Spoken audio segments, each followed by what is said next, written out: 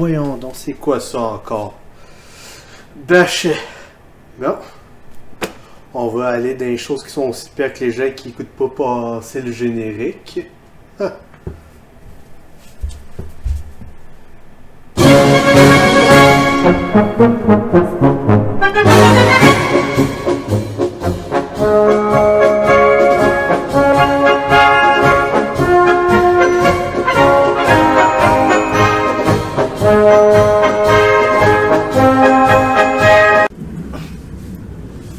Bonjour et bienvenue à Le Conte vous conte. Aujourd'hui, nous allons parler du Dominus / Dominium. Qu'est-ce que c'est?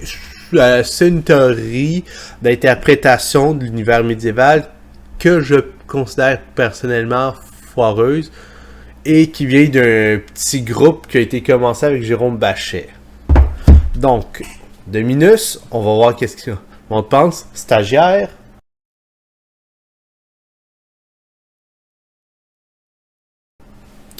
Roche.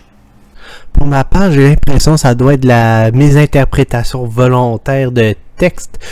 Du genre, il y a de quoi qui parle du bon Dieu, mais ils vont faire de la marde avec. Là encore, je suis d'accord qu'il faut se méfier. Ok. Des quand même points intéressants. Donc voilà, pour le Dominus, la théorie, qui est d'ailleurs due au fait qu'à l'Université Laval, Didier Méhu en est un très grand fan, puis c'est ça qui enseigne et fait enseigner. Et ce qui nous est enseigné, c'est une théorie qui vient de Alain Guéraud, qui est l'apprenti de Jérôme Bachet, qui a appris après lui, et que d'ailleurs Jérôme Bachet a aidé là-dedans, puis a aidé à diffuser, puis a fait quelques textes là-dessus. Mais surtout, la grande collaboratrice d'Alain Guéraud, qui fait énormément de textes dans ce mindset-là, c'est Anita Guéraud-Jalabert, son épouse. Et d'ailleurs, quand j'ai dit le terme collaboratrice, il y a peut-être quelques historiens français qui vont rire dans leur barbe, parce qu'ils vont me comprendre. Mais bon, c'est pas grave. Alors, pour cette théorie-là, à quoi il en revient? Premièrement, d'ailleurs, avant de l'expliquer, il faudrait aussi que j'explique un truc très drôle.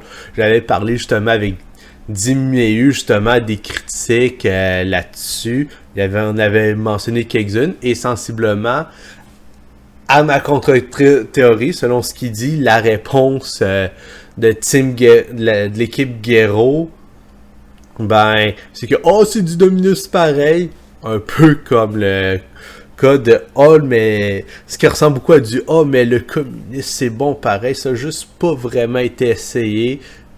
Regardez, ça marcherait pas pareil. Et d'ailleurs, leur réponse à plusieurs critiques a été faite.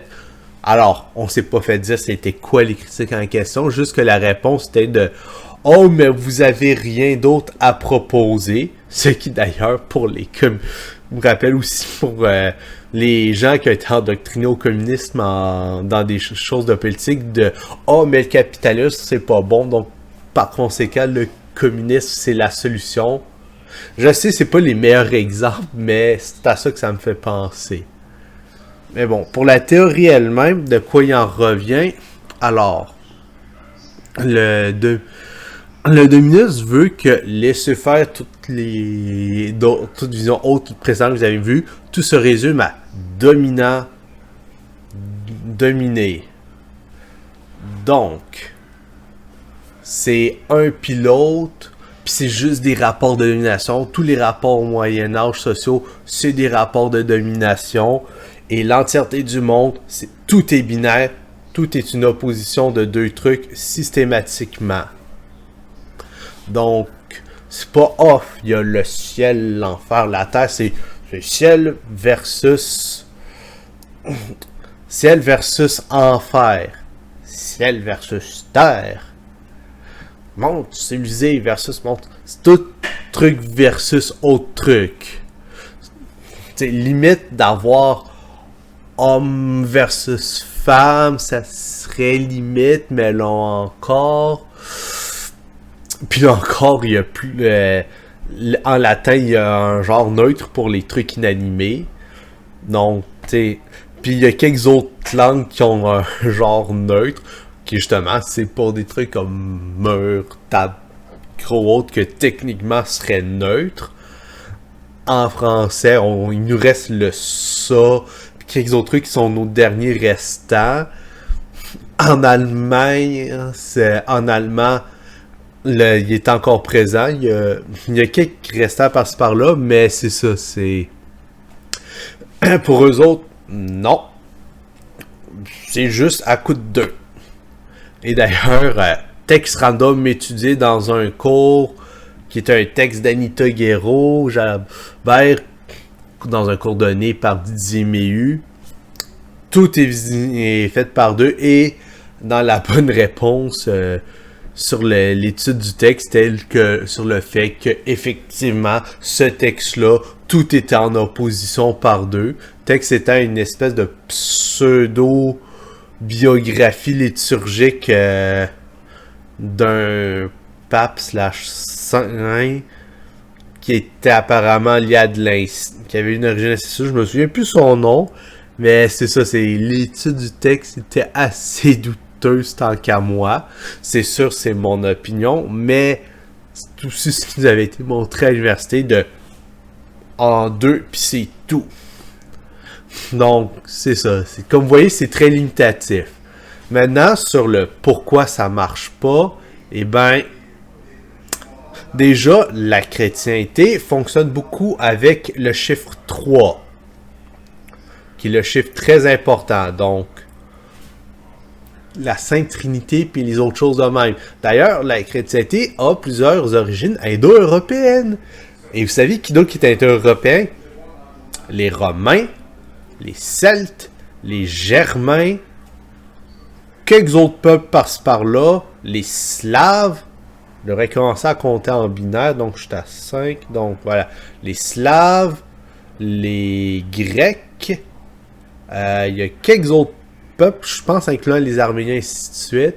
Bref, sa belle carte de l'Europe, c'est quasiment, c'est presque tous l'indo-européens. C'est vrai que les Étrusques aussi étaient indo-européens.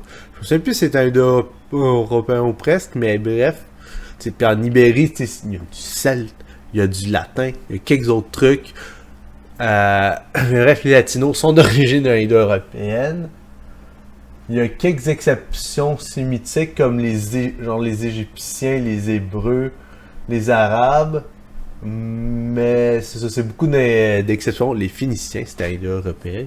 Bref, puis là encore,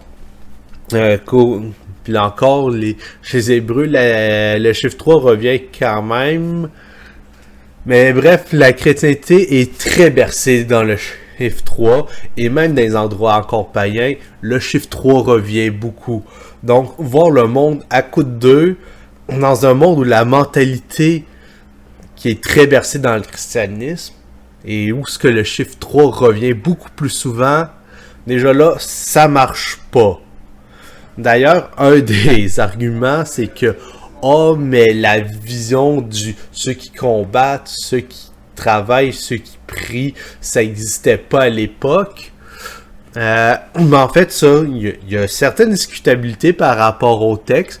Ce qu'on sait par contre, c'est que c'était déjà établi dans la Renaissance et que les États généraux de France, que quelques tentatives de réforme ont été faites. Donc, quelques-uns, dont il y a eu un ou deux après, juste avant la Révolution française, où que ça n'avait pas marché, justement. On sait que l'idée était là parce que c'était les trois États.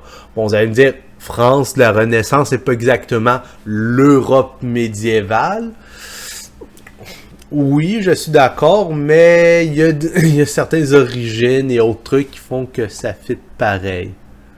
Donc voilà, c'est pas si loin que ça. Et même là, dans les documentations, puis dans les autres affaires, il va quand même avoir certains trucs qui vont aller dans ce sens. Bref. Puis en fait, même là, sur les trois États, des faits, on pourrait rajouter des subdivisions. Si on voulait vraiment pousser, on aurait dans ceux qui combattent, des fois, on aurait dans les subdivisions de les administrateurs et compagnie, pour quand les autres sont au combat, ce qui inclut entre autres les femmes de la cour, les seigneurs en tant que tels, les grands seigneurs, les barons, et ainsi de suite. Puis en dessous, on aurait plus les petits seigneurs, les chevaliers, puis les autres affaires de même. Donc, ça serait à coup de 3. Dans l'église, donc, mettons le clergé standard, donc les prêtres et ainsi de suite jusqu'au pape, les réguliers, donc les moines réguliers et les moines séculiers. Donc, ouais, j'essaie de m'orienter selon la caméra, il y a un petit angle. Donc ça, puis finalement, chez le peuple, dans les faits, on aurait, je le fasse là, on aurait les producteurs de ressources, ceux qui bref, les 3 secteurs de l'économie, les producteurs, je vais y aller ici, donc, producteurs, transformateurs, services, bref, les 3 choses, puis dans le service, on peut inclure les marchands, on pourrait inclure les chirurgiens / barbiers et ainsi de suite. Il y aurait un peu de tout. Donc ça serait les 3 secteurs de l'économie. Et c'est ça, c'est au même titre justement. Tu sais, il y a les hommes, il y a les femmes, mais il y a aussi les objets que... Bon, oui, les objets n'ont pas de personnalité en tant que telle, mais étymologiquement parlant, ça fait du sens vu la présence du latin puis de certaines autres langues. Donc, c'est les trucs qui sont neutres et pas animés. Encore, ciel, terre, enfer, puis même pour l'après-vie, tu sais, t'aurais genre enfin, même pour les bas niveaux, tu sais, t'aurais l'enfer, le purgatoire, les limbes, puis même dans l'enfer où ce que la comédie divine prévoit 9 trucs. 9, c'est le carré de 3. Puis il y a un petit bout qui est même pas un vrai enfer, c'est genre l'espèce de pseudo-enfer où ce que les gens que leur seul défaut, c'est de pas avoir été assez chrétiens, sont là. Donc, puis que souvent, puis que justement à sa mort, Jésus en a profité pour en ramasser un tas puis les ramener, puis qu'éventuellement le monde qui sont là peuvent se ramener en haut. Si leur seul truc c'était de pas avoir été chrétien, donc le monde qui était là avant Jésus, c'est, tu sais, ils vont techniquement ils sont pas au paradis, mais ils sont quand même dans un endroit qui est loin d'être si pire, puis ils peuvent éventuellement faire des trucs. D'ailleurs, les bébés non baptisés, c'est genre ils attendent un peu, puis ensuite ils vont quand même, tu sais, vu que c'est des bébés morts en bas âge, tu sais, ils attendent l'équivalent d'une vie, histoire de se former leur personnalité et autres avant de justement monter en haut. Donc, c'est ça. Il y a beaucoup de complexité. Puis même, le monde fonctionne pas... C'est même le monde terrestre fonctionne pas en opposition 2. C'est plus un tas de relations interpersonnelles où il y a le monde de l'église, qui soit l'église, les monastères, et ainsi de suite. Et même là, on pourrait faire des subdivisions. Il y a la campagne où ce que la plupart des gens vivent, la forêt, la cour des seigneurs, la ville. Là encore, la cour, c'est quelque chose qui se déplace. Donc c'est ça, c'est tout ce nombre de pôles-là. D'ailleurs, avant de se centrer autour des églises et des châteaux, les villages, selon les traces archéologiques qu'on a au Moyen-Âge, c'était très multipolaire. C'était, il y a le cimetière là-bas, il y a l'église là-bas, il y a telle autre affaire là-bas. Il y a à peu près quelques routes, puis il y a les maisons qui sont éparpillées, que t'as ta maison, tes petits champs autour, puis autour de la maison. D'ailleurs, ce que les gens originellement pensaient, qui était genre, le monde avait des petites cabanes miséreuses autour du manoir sénégal. Non, ce qu'on a découvert en zoomant out un peu, c'est que t'as la maison, puis autour t'as un tas de petits trucs, de petits abris où ce qu'il y avait des... ce que les gens faisaient leurs travaux. Bref, c'est genre, ok, c'est là que j'ai mon truc pour filer. Ça, c'est ma mini pseudo-forge.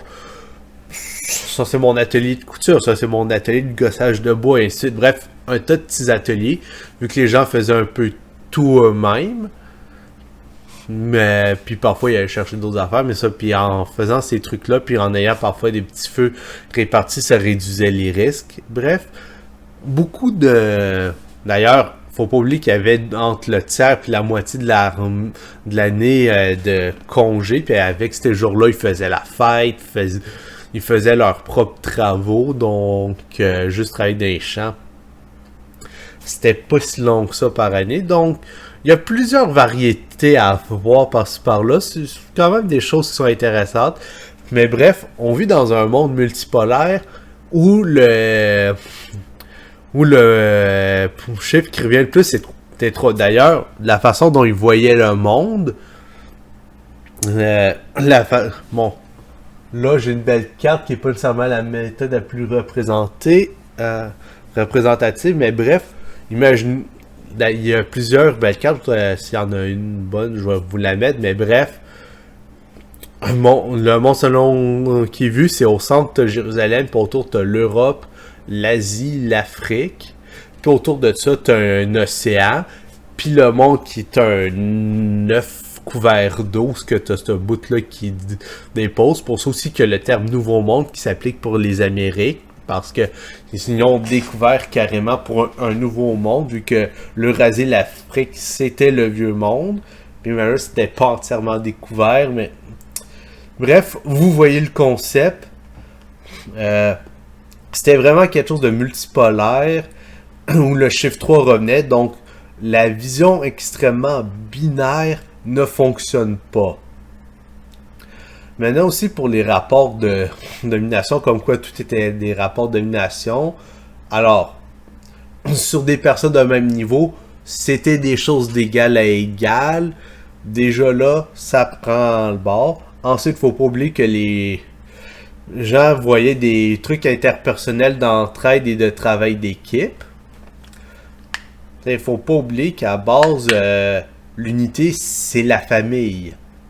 Donc, c'est pas homme versus femme en tant que tel. Oui, il peut y avoir des choses de différence et de vision, mais ultimement, dans une famille, surtout pour les paysans, c'est l'homme, la femme et leurs enfants. Oh, chiffre 3 encore une fois, ou qui font leurs enfants et qui travaillent en équipe.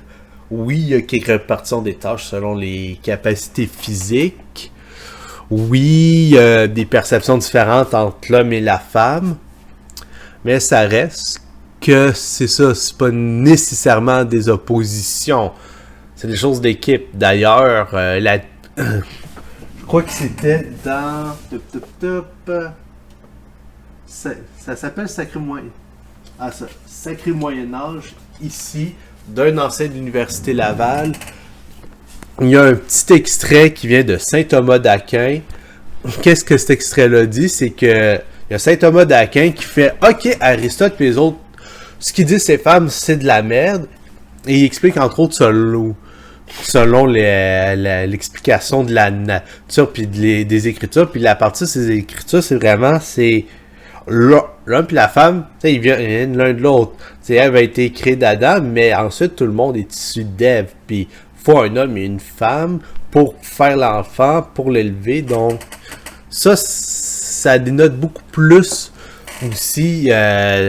D'ailleurs, le fait que toutes les lois contre l'inceste et des choses de même, ça dénote beaucoup aussi la notion de famille et le fait que le monde travaillait en équipe et en communauté. D'ailleurs, il y avait des relations interpersonnelles. Il y avait différentes relations d'interdépendance et ainsi de suite, ce qui fait que finalement, outre le fait qu'horizontalement, il y avait des trucs d'égal à égal. Des fois, il y a du monde qui se nommait un représentant. Des trucs d'élection de maire ou de se trouver un représentant élu. D'ailleurs, l'idée de roi élu était présente aussi. D'ailleurs, si le népotisme n'avait pas pris le dessus, la démocratie aurait pu sortir de façon féodale, mais ça, je vais revenir dans une autre vidéo. Mais bref, vous voyez le détail, c'est que juste voir ça en rapport de domination, ça marche pas. Au niveau horizontal, ça s'éclate. Puis quand le monde s'élise un chef, c'est qu'à un moment donné, il faut bien faire de l'organisation, de la logistique ou avoir un représentant pour pas tout se pointer puis que ça soit le bordel. Donc ça simplifie, mais c'est pas vraiment tant de la domination non plus comme qu'ils voient. Eux autres veulent dire oui, c'est de la domination dans le rap. Non. Ça marche pas de même. C'est un peu comme le roi par rapport aux autres seigneurs. Le roi, ultimement, ça reste un arbitre Oui, les autres font hommage, ainsi de suite, mais tu sais, il est un arbitre parce qu'il faut bien un arbitre, mais c'est pas tant de l'aliénation, c'est du conseil, c'est de l'arbitrage. Oui, l'empereur essaie, quand il y a un empereur, essaie de vraiment plus contrôler, puis les rois vont essayer de maintenir leur assise et et de la domination, et ainsi, ils vont essayer d'avoir du pouvoir, mais ultimement, ça c'est quelque chose qu'ils essayent d'avoir, mais la réalité, et même la mentalité là-dedans, c'est que c'est de l'arbitrage. Donc, c'est juste un égal parmi tant d'autres qui est là pour régler la chicane, pour éviter que le monde s'entretue. Donc, c'est ça, c'est très surréaliste. D'ailleurs, un seigneur va très régulièrement traiter avec le roi d'égal à égal. Oui, ils se font les serments d'allégeance et autres, mais tu as des choses mutuelles. Et ça m'amène à mon point suivant, c'est que on parle d'une société de contrat. Tout fonctionne par contrat.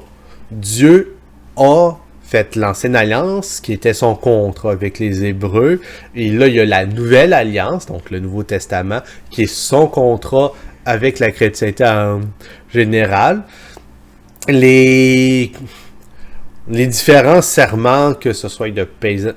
Bref, la façon dont les gens se gèrent, que ce soit de paysan à seigneur, de seigneur à autre seigneur, d'un seigneur à autre, ça reste que c'est des contrats. C'est une société de contrats. D'ailleurs, la parole est quelque chose de considéré très important. C'est très attesté. Les gens se font des serments, mais c'est des serments d'obligation mutuelle. Donc, c'est je fais telle affaire, tu fais telle affaire.